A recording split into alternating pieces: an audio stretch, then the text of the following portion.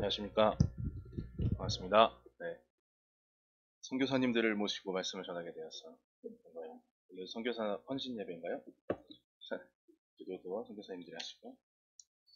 네. 아침에 일부 예배 때는 여고생들이 막 있었어요. 자매 집사님들만 있어서 여고에서 하는 것 같아요. 네, 오늘 메인 예배 때 선교사님들과 우리가 지금 우리가 큰 싸움을 하고 있는 중이다. 그런 거 아시죠? 우리가 이 세상을 살면서 큰 싸움을 하고 있습니다. 가치의 싸움이잖아요. 그러니까는 어, 이 세계의 제국이 내 삶의 목표가 될 것인가?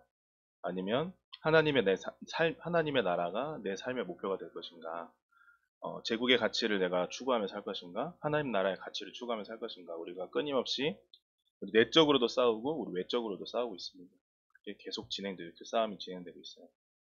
어떤 내가 원하는 기준의 그러니까 내가 우리가 큰 부자가 되지 않더라도 나의 마음을 어느 정도 편안하게 해줄 수 있는 정도의 월급 또는 재산, 그리고 내가 큰 건 바라지 않지만 적어도 무시당하지 않을 정도의 사회적 지위나 어떤 삶의 상태, 삶의 환경, 이런 것이 내 삶의 목표인가?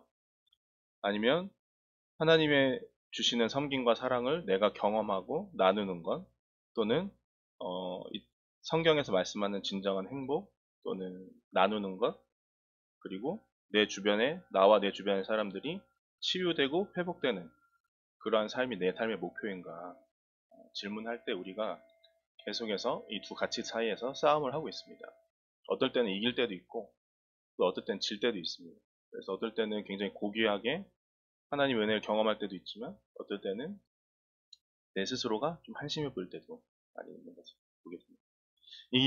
거대한 싸움에서 이 거대한 싸움이 우리 삶에 계속되고 있고, 우리는 그 싸움 한가운데 있는데, 사실 우리가 근데 느끼는 거는 이 큰 전쟁에서 굉장히 그 지역적인 전투를 하고 있다. 이렇게 느낄 때가 많이 있어요. 그러니까 전쟁 전체의 판도를 바꾸는 어마어마한 대전투에 우리가 나서서 싸워서 승리하려는 게 아니라 전쟁하고 관계없이 그냥 변두리 한 전쟁 구석에서 의미 없이 소모전을 벌이고 있는 듯한 느낌, 내 삶이.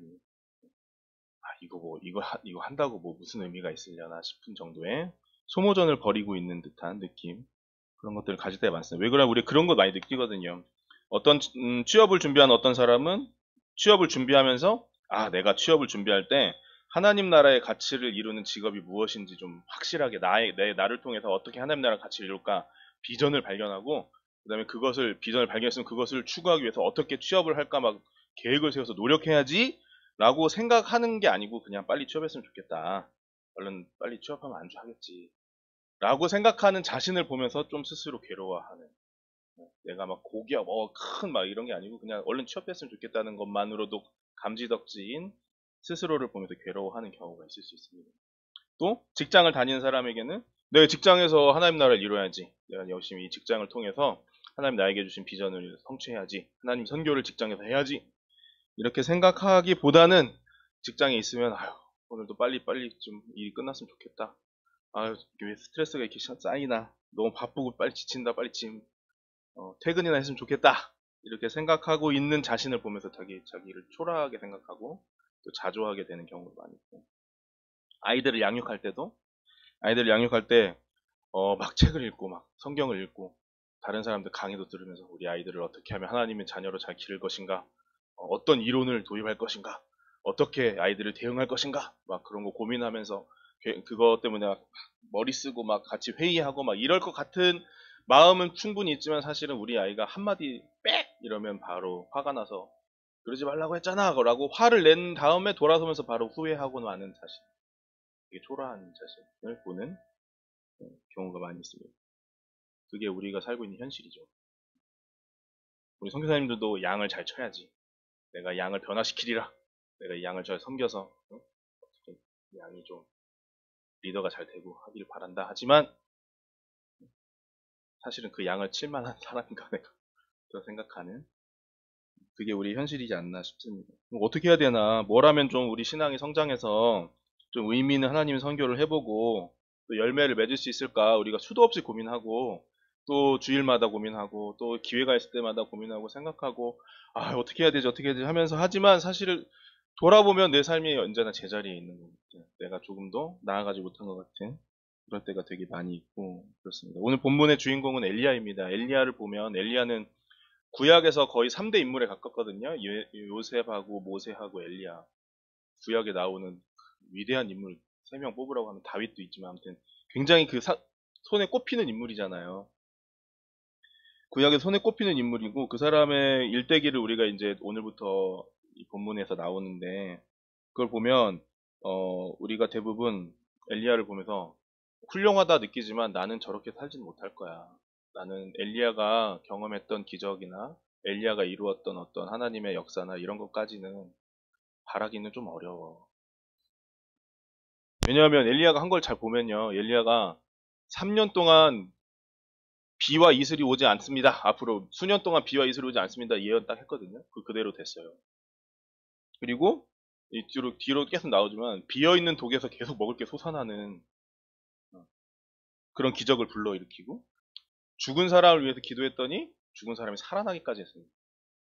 그리고 물이 엄청나게 도랑처럼 흐르는 제단에다가 하나님 불을 내려주세요라고 기도했더니 거기에 불이 쏟아져가지고 그걸 다 태워버리는 그런 기도에 성공한 사람이에요. 이런 수준의 업적을 남겨야 아 이제 뭔가 있구나 이렇게 우리도 평가하고 또 그렇게 평가받는데 여기 한번 나도 엘리야급의 그 기적을 일으킬 수 있다. 손들어 보세요 한번. 나도 엘리야 같은 예? 그런 하나님의 역사를 내 삶에서 체험할 수 있다. 그 믿는다는 확실히 손들어 보세요. 우리 수준이 우리의 믿음 수준이 여기 있어요. 우리는 삶 속에서 하나님의 섭리가 기적과도 같은 역사를 낳을 것이라고 생각은 하고 있지만 그것을 실제적으로 믿는 것을 잘 못해요. 근데 문제가 뭐냐면 만약 이런 상태가 계속되잖아요. 그러면 우리가 지금 하고 있는 전쟁에 사실 우리가 가망이 없어지고 우리가 전쟁에 지게 된다는 거죠. 전쟁에 진다, 우리가 전쟁에 진다는 것을 현상적으로 좀 생각해 보면 다음과 같은 것들이 좀 생각이 났어요. 우리의 패배를 구체적으로 묘사해 보면 우리가 죽음을 딱 맞이할 때 엄청 후회할 거예요. 죽음의 순간을 누구나 맞이하게 될 텐데 그 죽음에 직면할 때 내가 왜 그렇게 인생을 허비하고 살았지? 아, 내 인생에 아무것도 없네. 이렇게 후회하게 되는 거죠. 또 뿐만 아니라 자녀나 후배 또는 다른 주변 사람들에게 아무것도 남겨줄 것이 없어서 굉장히 부끄러워지는 거죠.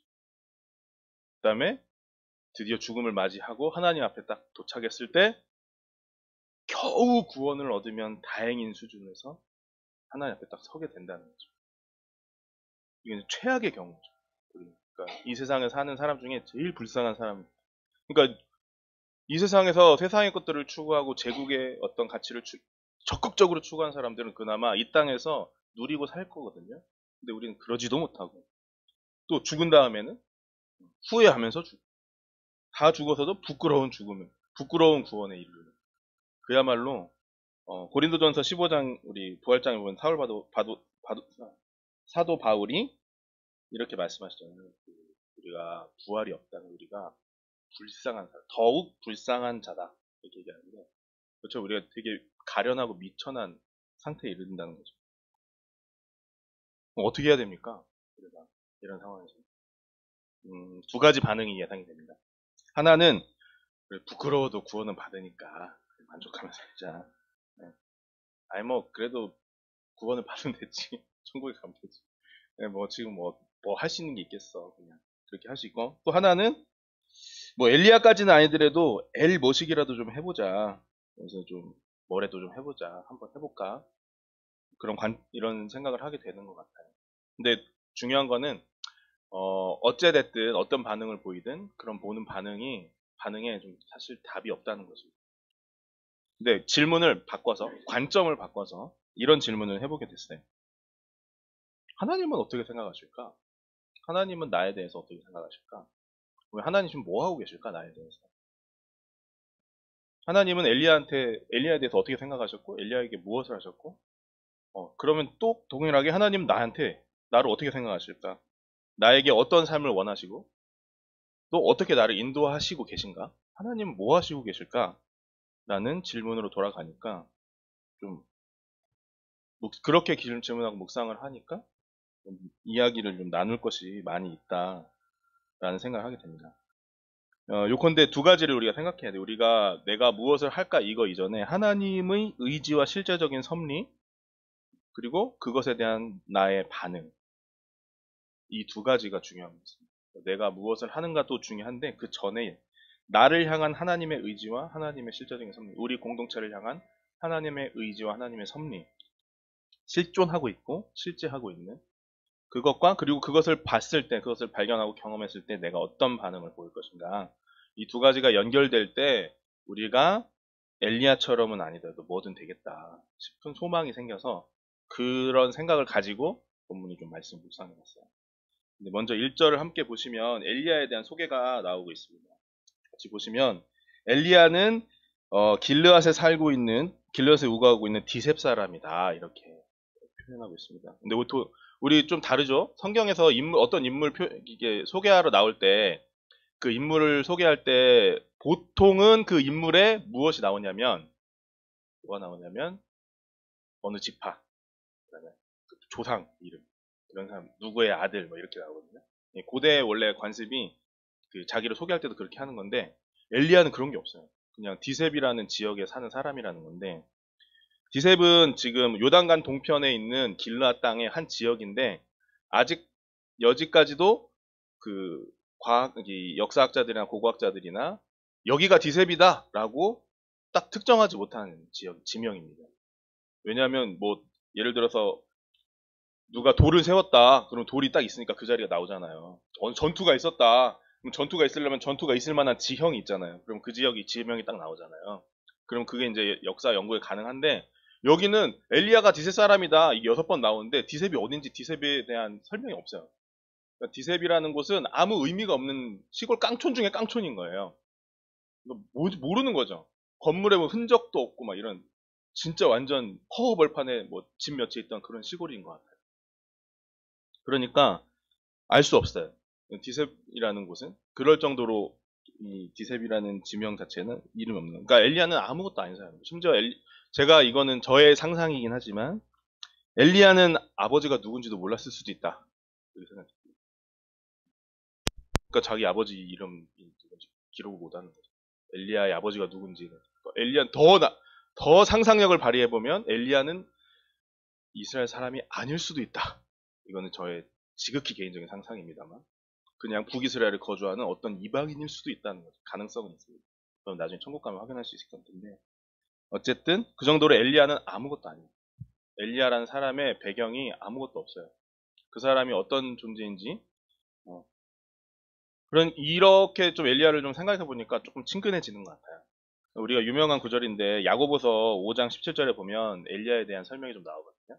여기 야고보 사도가 뭐라고 했냐면 엘리야는 우리와 성정인 같은 사람이로되 라고 표현하고 있습니다. 그러니까 엘리야는 우리가 같은 사람이에요. 이 NIV에는 그 구절이 이렇게 번역되어 있어요. A man just like us. 그러니까 우리랑 똑같은 사람. 그러니까 그냥 그 인간. 그러니까 예수님하고 달라요. 엘리야라는 인물은 단점도 있고 뭔가 부족하고 죄도 막 짓고 이런 사람이라는 거예요. 그냥 어떤 그 뭐 나면서부터 특별하고 막 이런 그런 사람이 아니라 아주 평범한, 지극히 평범한 모든 보통 사람들과 똑같다라는 것을 이야기하고 있습니다. 그러니까 엘리야에게서 뭘 찾는 게 아니고 엘리야를 사용하시는 하나님에게서 우리가 초점을 맞춰야 된다는 걸 볼 수 있어요. 그러니까 이 하나님이 그런 엘리야를 사용하신다는 거예요. 그러니까 엘리야를 사용하신 하나님을 보면 되는데 우리 계속 한번 그 1절을 쭉 보다 보니까 여기 엘리야가 이렇게 자신을 이렇게 아합 왕 앞에서 선포하기 전에 이렇게 말하고 있습니다. 내가 섬기는 이스라엘의 하나님 여호와 앞에 살아계심을 두고 맹세하노니 라고 얘기하고 있거든요. 이 구절을 읽어보면 엘리야는 하나님을 섬기게 됐어요. 그런데 그 과정이 뭐가 이게 좀 생각해보면 이 구절을 깊이 생각해보면 엘리야는 하나님이 살아서 역사하신다는 것을 체험한 거예요. 엘리야는 하나님이 살아서 역사하시는 것을 그냥 단순히 체험한 게 아니라 그것이 이 지금 내가 살고 있는 이 모든 그 나의 삶의 전체를 관통하는 가장 중요한 이슈다라는 것을 알게 된 사람인 거죠. 엘리야가 잘해서 그런 게 아니라 하나님이 역사하셨기 때문에 하나님이 엘리야에게 살아계심을 나타내셨기 때문인 거죠. 그러니까 우리가 사람으로서 이 하나님의 사람으로 뭐라도 되려고 하면은 이 하나님의 살아계심을 체험하는 게 되게 중요한 것 같아요. 하나님이 살아계시다는 거. 우리 지금 한번 자신에게 질문 한번 해볼게요. 하나님이 내 삶에서 하나님이 살아계시는 것을 언제 어떻게 체험했는가? 스스로에게 질문해 볼 것 있습니다. 언제쯤?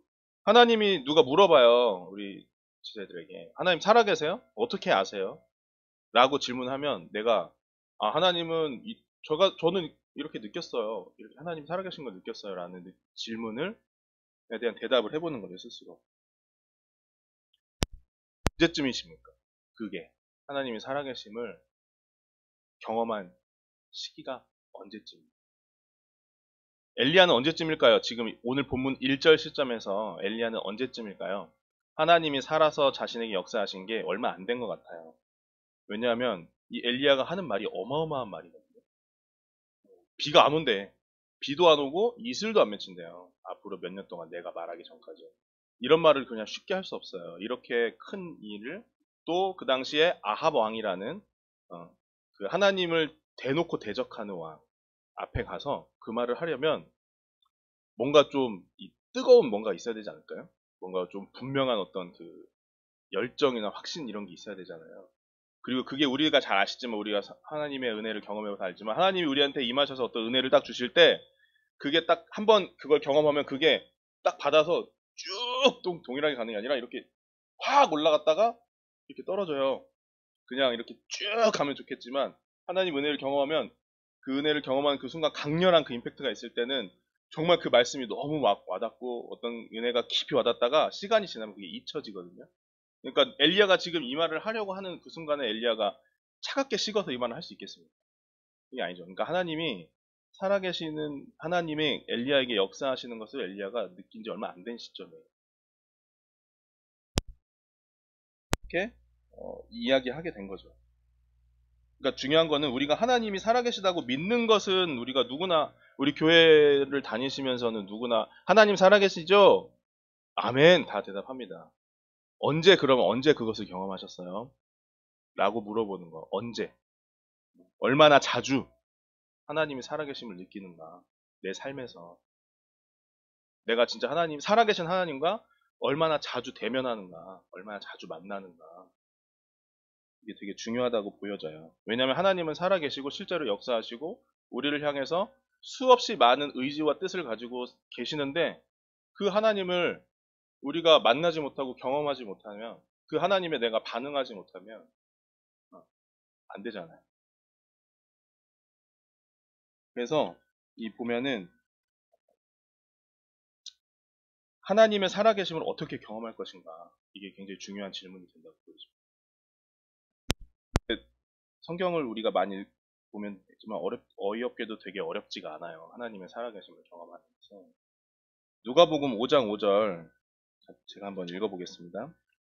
누가복음 5장 5절에 시몬이 대답하여 이르되 선생님 우리들이 밤이 새도록 수고하였으되 잡은 것이 없지만은 말씀을 의지하여 내가 그물을 내리리이다 하고 그러니까 하나님의 역사, 하나님의 살아계시고 일하신다는 것을 경험하려면 말씀을 의지해서 뭔가를 하는 거예요.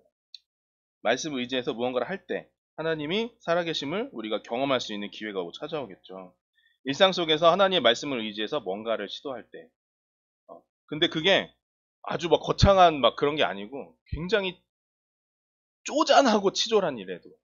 네. 그러니까 그게 뭐냐면 우리가 막 하나님 말씀 의지해 뭐 하는 게 막 어떤 그 하나님의 뭐 선교에 대한 그런 게 아니라 그냥 우리가 그런 시간보다 나의 어떤 그 부족하고 쪼잔함에 대한 것을 경험할 때 훨씬 많잖아요. 거기서부터 출발한다고 보여집니다. 제가 지난주하고 저번 주하고 이번 주 초에 해야 될 일이 많은데 좀 속상한 일이 많아가지고 굉장히 우울감에 빠져 있었습니다.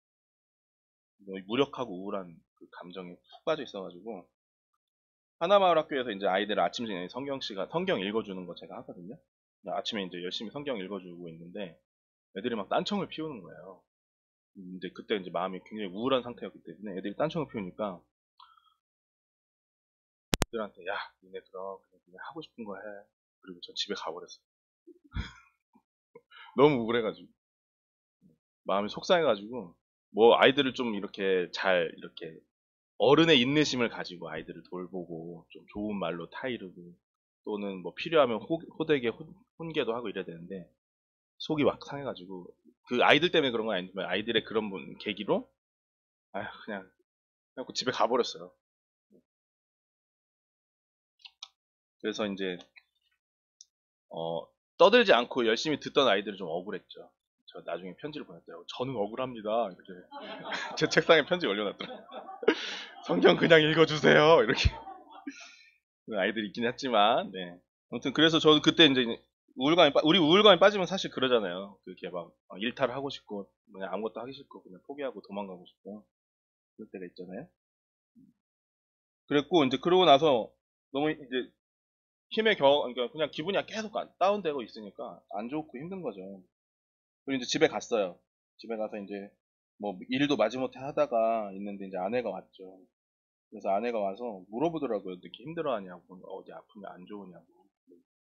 대답하기가 싫은 거예요. 아유, 그냥 우울한 거야. 나 좀 나갔다 올게. 그리고 나갔어요. 그리고 집에서 나가서 차에 가가지고 차에 타고 어디로 가야지. 차 타고 어디 가자. 아유, 모르겠다. 차 타고 가자. 이러고 탔는데 차를 타고 운전하기도 너무 귀찮은 거예요. 차를 타고 운전하는 것도 싫은 거예요. 그러니까 차에 앉아가지고 그냥 의자 눕혀놓고 누워가지고 눈을 감고 가만히 있었어요. 이제 그러면서 이제 약간 푸념식으로 한 거죠. 하나님, 저 너무 우울한 것 같아요. 하나님, 저 너무 좀 힘도 없어요. 하기 싫어요. 하나님. 근데, 그때 제가 느끼기에는 이 하나님이 주신 말씀이었어요. 야, 차 있으면 뭐해? 그냥 집에 가. 차에서 뭐 하냐, 너. 빨리 집에 가! 이런 얘기로. 집에 가서도, 집에 이제 그 전에 차에 나오기 전에 집에 있을 때도, 하나님, 너무 힘들어요. 우울해요. 막 이렇게 기도, 아닌 기도를 했거든요. 야, 족발시켜. 아니, 근데 그게 저는 그때 그 순간에 진짜로 그 어떤 하나님의 어떤 위로를 느끼는 거죠. 그러니까 되게 웃기는 얘기지만, 근데 그러니까 우리가 얼마나 치졸한 부분, 우리의 치졸하고 아주 속 좁은 그 부분에 하나님이 살아서 역사하시는 것들을 느끼는 거예요. 근데 사실은 그게 더 많아요. 우리가 어떤 막 아주 막 대단한 일을 하면서 하는 것보다도 내 어떤 좁은 속이 드러날 때, 또는 어떤 갈등이 있을 때, 그럴 때 하나님의 임재를 우리 경험할 수 있거든요.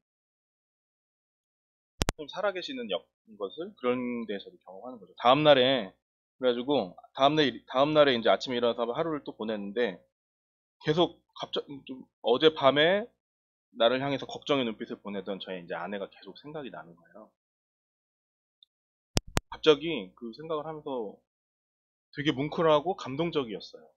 그 아내의 그 표정과 그 관심이 그 저를 향한 그것이 너무 왜냐면 제가 왜 그런 자격이 있는가? 이런 생각이 드는 거예요. 그리고는 아내를 향한 어떤 그 감동이 이렇게 마음속에서 피어날 때 우울감이 이렇게 사라지는 그런 느낌? 그것이 해결되는 그 순간이 있었거든요. 그러니까 하나님의 어떤 역사를 경험한다라고 생각이 돼요, 저는 지금.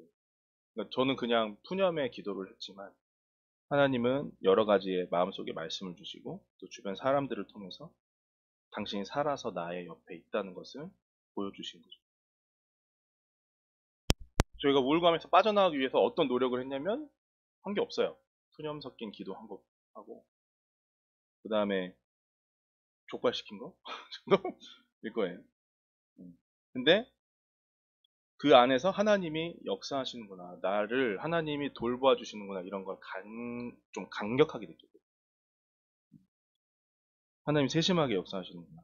엘리야도 아마 그랬을 거라고 생각이 듭니다. 엘리야가 처음부터 그런 훌륭한 믿음과 어떤 하나님을 향한 그 열정이 있었겠습니까?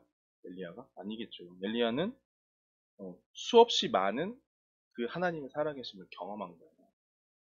처음에는 되게 이기적인 상황이었을 수도 있었다 싶어요. 엘리야도 우리랑 성정이 같은 사람이니까 자기가 어떤 결핍이 있어서 그걸 하나님께 아뢰었을 수도 있겠죠.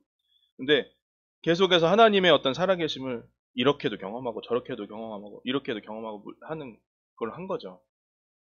그러니까 결국에 하나님께 어떤 기도했을 것이고, 그 다음에 어디 앞에 토라 말씀 이런 것 좀 찾아봤을 수도 있겠고, 뭐 그런 자잘한 행동들을 했을 거예요. 근데 그러면서 하나님이 어떤지, 하나님 나한테 뭐라고 하시는지, 그런 것들을 조금씩 조금씩 하다가, 어느 날 뒤를 돌아본 이 사람이 말씀을 의지해서 무언가를 하는 자신을 발견했을 거예요. 이 시대는 특히 하나님을 믿는 신앙을 탄압하던 시대였기 때문에, 그런 것들이 확연하게 드러나는 그 시점을 맞이했겠죠.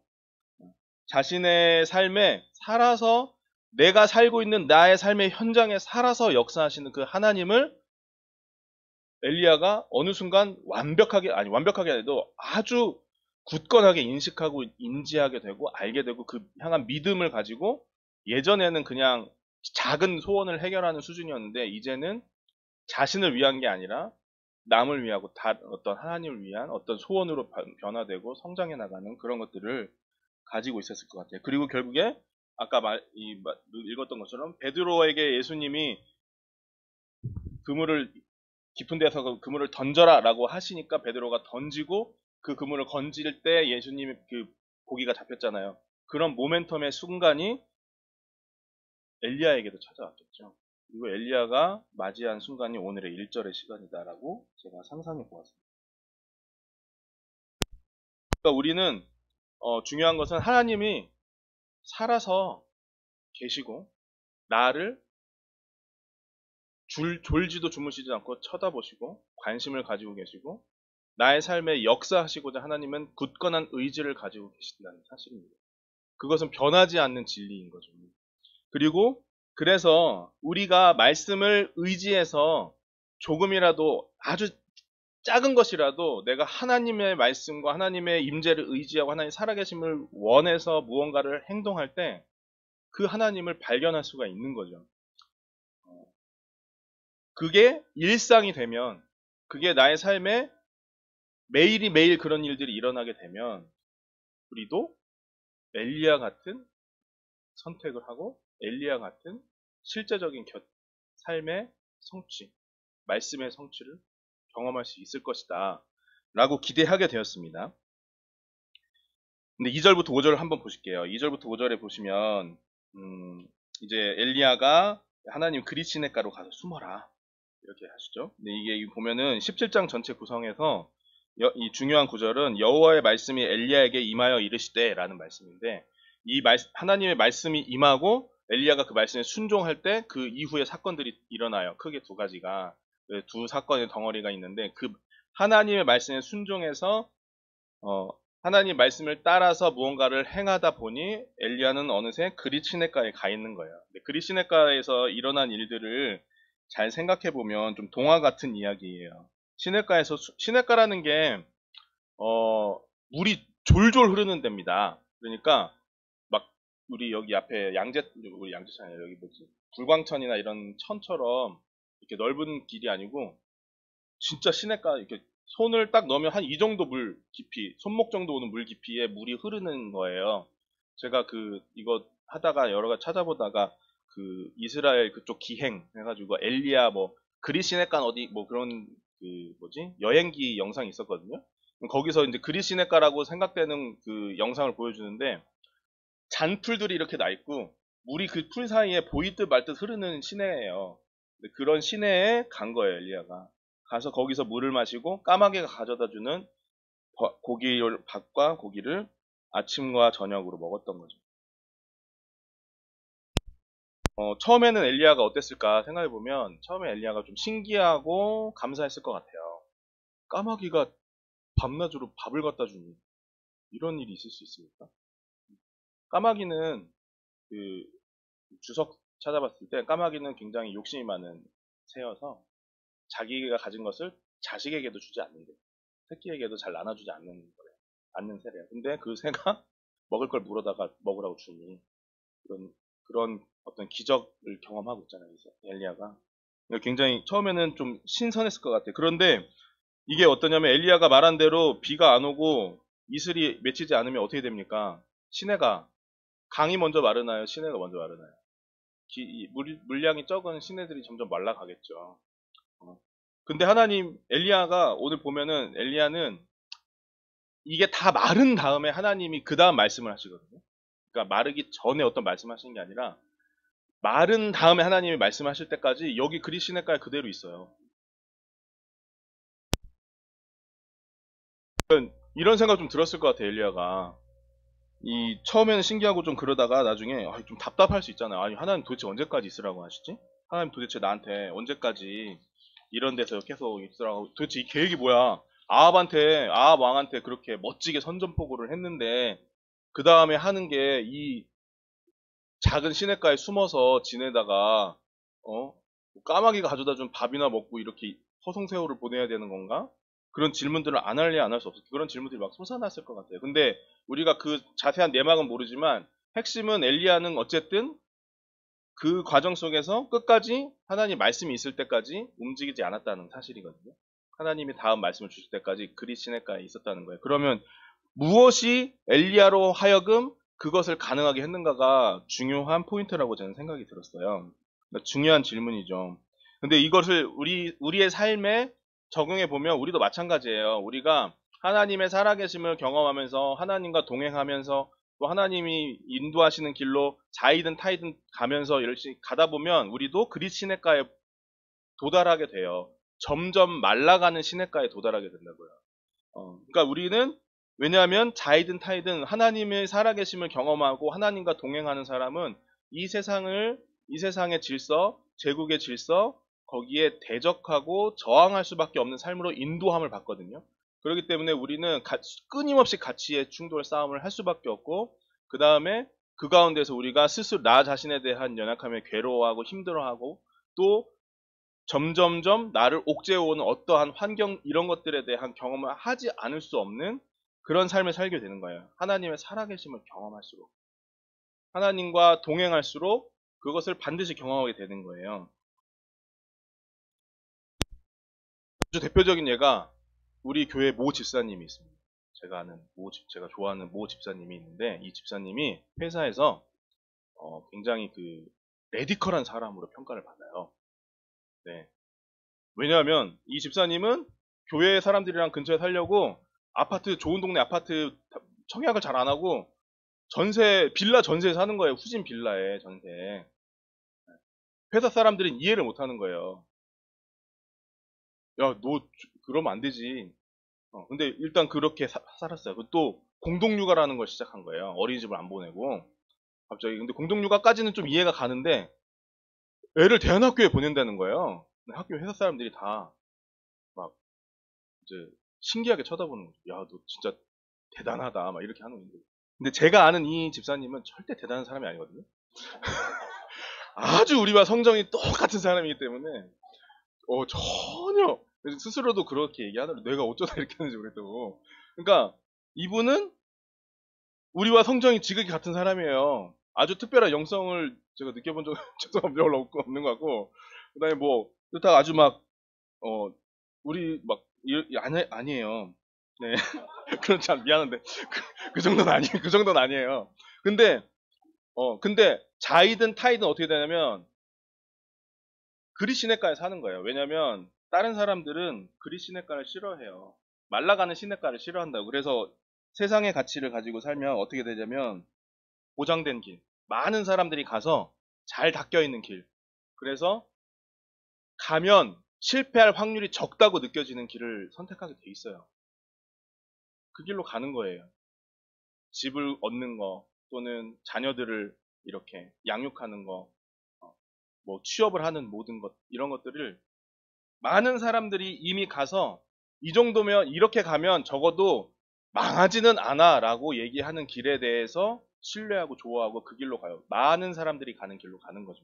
근데 본인도 모르게 하나님의 어떤 역사와 함께하는 사람들은 우리의 여러분, 우리 같은 성도들은 그 길에 서지 않게 돼요. 원하든 원하지 않든 말라가는 시내 앞에 살게 되는 거예요. 언제 마를지 모르는 불확실성을 가진 현장, 불확실성이 많은 상황 속에 들어가서 살게 돼요. 자연스럽게. 재밌는 거는 이 집사님이 대안학교를 하고 뭐 이런 걸 할 때 누가 설득하고 한 게 아니고 얘기를 나누다가 자기가 스스로 선택했어요. 그거 해야겠다. 자기만의 해답을 가지고 있는 거죠.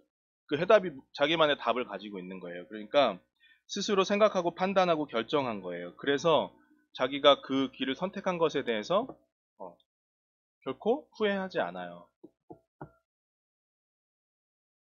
엘리야도 자신만의 답을 찾았을 거예요. 그리 시냇가에 계속 있는 거, 말라가는 시냇가에서 계속 살면서 까마귀가 가져다주는 밥을 먹으면서 언제 까마귀가 안 올지, 언제 물이 다 말라버릴지 모르는 그 불확실성 속에서도 엘리야는 자기만의 답을 찾았기 때문에 다음 하나님의 말씀이 있어요. 8절에서 하나님 말씀하실 때까지 그리 시냇가에 당당하게 머물 수가 있었던 거예요. 담대하게 머물 수 있었겠죠. 그러니까 이거를 불확실성 속에서도 불구하고 찾아낸 자신만의 답이 뭐냐면 그게 소망이라고 저는 생각이 들어요. 그러니까 그것은 자기의 대답이에요. 내가 하는 대답인 거죠. 내 소망인 거예요.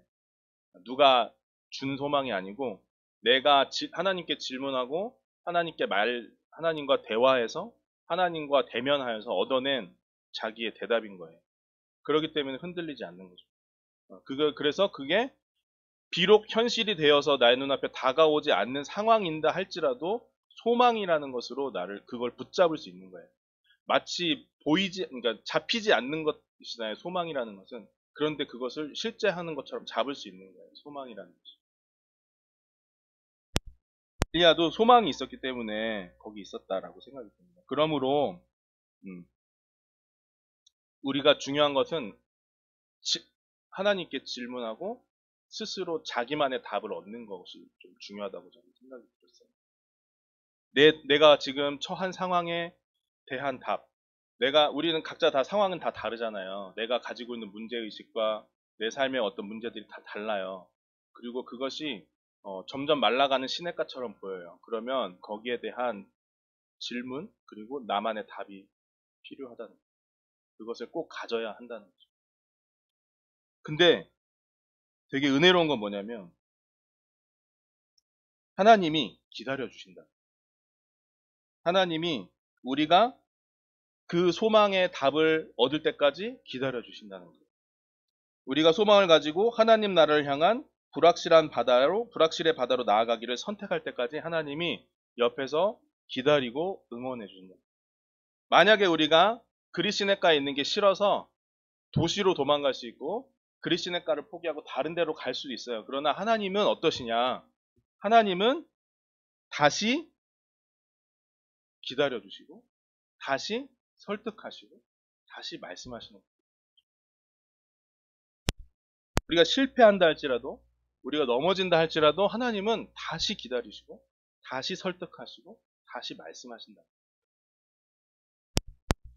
그렇게 왜냐하면 그것이 우리로 하여금 그 길만이 우리가 하나님과 동행하면서 하나님 주시는 그 소망을 붙잡는 길만이 우리가 온전히 하나님 나라를 향해 걸어갈 수 있는 방법이기 때문에 하나님이 우리로 하여금 그것을 하도록 끝까지 참으시고 도우시고 기다리신다. 베드로전서 3장 15절 유명한 구절이잖아요. 너희 속에 소망에 관한 이유를 묻는 자에게 대답할 것을 항상 준비하되 이렇게 되어 있습니다. 그러니까 우리가 불확실의 바다에서 소망을 가지고 하루하루를 살아가는 삶이 선교라는 겁니다. 또 그 소망을 찾기 위해서 아직 소망을 찾지 못해서 불확실의 바다를 잘 이렇게 살아가지 못한다 할지라도 그 소망을 찾기 위해서 한 걸음 한 걸음 걸어가는 과정도 역시 선교라는 거죠. 우리가 어떤 복음을 전하고 하는 것들이 많이 있겠지만 그 근저에, 그 근본에 깔려 있는 것은 내가 가진 소망, 하나님의 나의 소망, 하나님과 대면하여 얻어낸 나의 소망이 굳건한 것. 그래서 그 소망을 가지고 있으니 거기가 어디든 그리스네 가든 어디든 갈 수 있다는 그 자신만의 대답을 가지고 있는 거 있잖아요. 그리고 하나님 그것을 위해서 끝까지 기다리신다는 거죠. 처음 했던 질문으로 돌아가 보겠습니다. 우리는 엘리야와 같은 역사를 읽을 수 있을까요? 우리는 엘리야처럼 우리도 하나님의 나라를 위해서 괄목할 만한 어떤 일들을 해낼 수 있을까요? 아니 근처라도 갈 수 있을까요? 첫 번째로 하나님은 그러기를 원하신다고 말씀하십니다. 두 번째로 그런데 하나님이 살아계십니다. 그리고 하나님은 살아서 우리의 일상 속에서 지금도 역사하고 계신다는 거죠. 그래서 만약에 우리가 말씀을 의지해서 무언가를 하려고 한다면 우리는 살아계신 하나님을 경험할 수 있을 겁니다. 그러다 보면 우리는 뭔가 모르게 불확실한 상황을 계속 맞닥뜨리게 될 겁니다. 그때 나만의 소망을 가진다면, 하나님과 대면하여 나만의 소망을 가진다면 우리의 삶은 새로운 단계로 넘어갈 것입니다. 만약 발견하지 못한다면, 발견하는데 실패한다면 하나님은 계속 다시 소망을 주시려고 하실 겁니다. 그래서 다시 처음의 질문으로 돌아가요. 우리는 다시 하나님 나라를 위한 역사를 할 수 있는가에 대한 질문을 다시 돌아가겠죠. 계속 반복되겠죠. 그러니까 지금 우리의 싸움이 변방의 변두리에 보잘것없는 싸움이 있어요. 내 상황이나 나의 어떤 환경이 되게 내가 생각해도 내가 참 소심하고 쪼잔해 보이고 아무것도 아닌 것 같은 싸움을 싸울 수 있거든요. 근데 그 가치의 싸움이 결코 의미 없는 싸움이 아니라 그 싸움을 싸우고 그 다음 단계로 넘어가고 그 다음 단계로 넘어가고 그 다음 단계로 넘어간다면 그리고 그것이 혼자 하는 게 아니라 공동체가 같이 한다면 전혀 다른 거죠.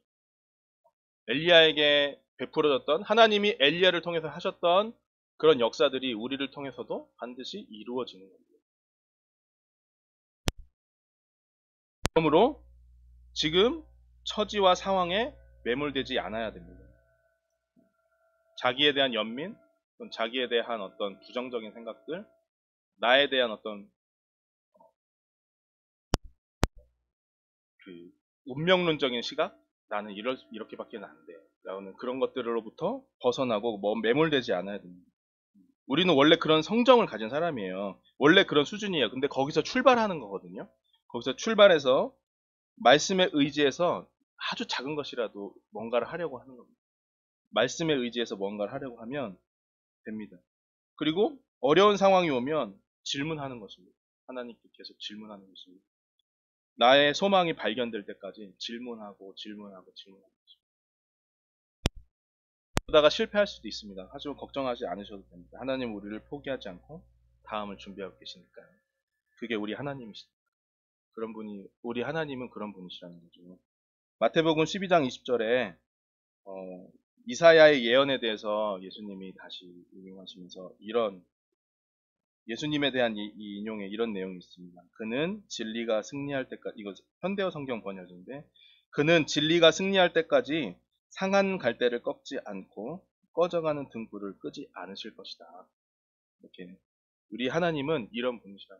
그러니까 우리가 소망을 가지고 그리스 시내가에서 머물기를 두려워하지 않는 그런 성도들이 되면 좋겠다 생각합니다. 우리 같이 기도하시도록 하겠습니다.